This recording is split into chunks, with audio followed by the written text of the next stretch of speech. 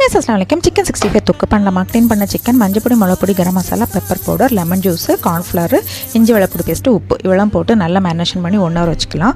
ஒரு கடாய் அடுப்பில் வச்சுக்கோங்க. தேங்காய் எண்ணெய் போட்டுக்கோங்க. அதே வந்துட்டு நம்ம மேரினேஷன் பண்ணி வச்சிருக்க சிக்கனை 2 பக்கம் ஃப்ரை ஆகிற அளவு நல்லா ஃப்ரை பண்ணி எடுத்துக்கலாம்.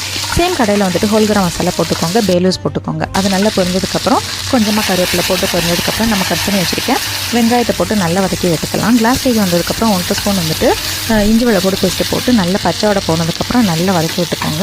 அதுக்கப்புறம் ட்ரை இன்க்ரீடியன்ஸ் மஞ்சப்பொடி, மிளகுப்பொடி, பெருஞ்சீரகப்பொடி, மல்லிப்பொடி எல்லாத்தையும் போட்டு நல்லா வதக்கிட்டு தக்காளி, பச்சை மிளகு, மல்லி, புதினா எல்லாத்தையும் போட்டு நல்லா வதக்கிக்கோங்க. இனி நம்ம ஃப்ரை பண்ணி வச்சுருக்க சிக்கனை போட்டு ஒரு வதக்கிட்டு கொஞ்சமாக 1 ஸ்பூன் வந்துட்டு புளிப்பு இல்லாத தயிர் ஆட் பண்ணிக்கோங்க.